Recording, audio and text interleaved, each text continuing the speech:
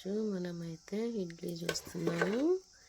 ఇడ్లీకి ఏమో తెలుసా, ఉర్లగడ్డ సాగు, తర్వాత చింతాకు చట్నీ ఎలా ఉంటుందో కాంబినేషన్ చూపిస్తాను, చూద్దురుండండి.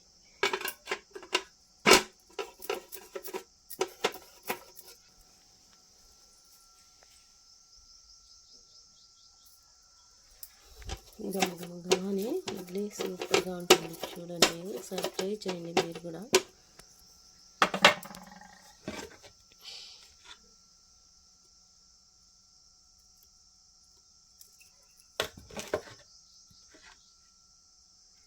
ఇడ్లీలోకి చింతాకు చట్నీ నేను ఈరోజు మీకు చూపించబోతున్నా.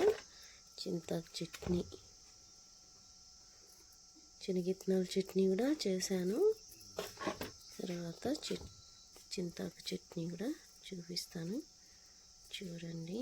ఎంజాయ్ చేయండి. ఇలాగే మీరు కూడా చాలా చేసుకొని తినండి, బాగా రుచిగా. ఇలా వేస్తే మనము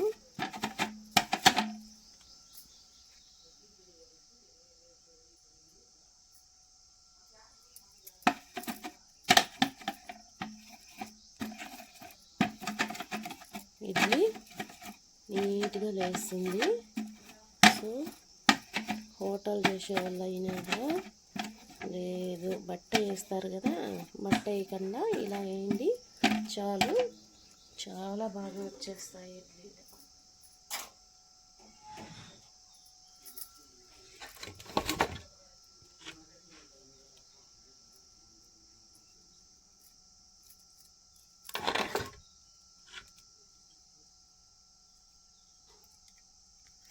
ఈరోజు మనము టిఫిన్కి అయితే ఇడ్లీ చేస్తున్నాము. అందరూ కూడా ఈ టిప్ని ఫాలో కావాలని కోరుకుంటున్నా. బట్ట వేయాల్సిన పని అయితే లేదు.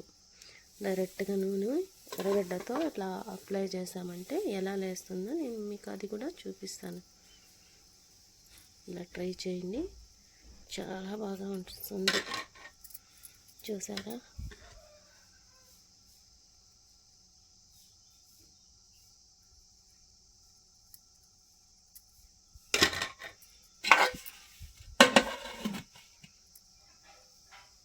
చూసారా ఎలా వచ్చాయో ఇడ్లీ అయితే?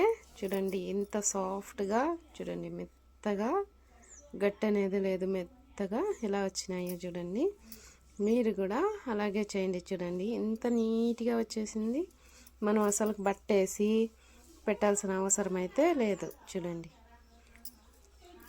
చూసారా? చూడండి ఆడ కూడా కొద్దిగా కూడా ఖర్చుకోదు. చూసారా నీట్గా ఎలా వచ్చేసిందో? మీరు కూడా ఈ టిప్ని ఫాలో చేయాలని ఆశిస్తున్నాను. ఈ టిప్ని ఫాలో చేయండి, ఎంజాయ్ చేయండి. బట్టలు గిట్టలు ఏం అవసరమే లేదు. అలాగే నూనె తుడిసేసి ఇడ్లీ వేసుకోవచ్చు, బాగా వస్తాయి.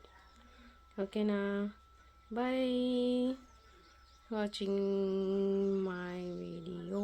Thank you for watching my videos. ఇంకా మంచి వీడియోతో మేము ముందుకు వస్తాను. మళ్ళీ చింతాకు చట్నీ చేస్తానన్నాను, చేయలేదు, మళ్ళీ చూపిస్తా చేసినప్పుడు. ఓకేనా? పల్లెల చట్నీ ఇది చేశాను, సో దానికి ఇంకా అది చూపించలేదు మీకు. ఓకే అండి, thank you for watching. Full video చూసినందుకు థ్యాంక్స్.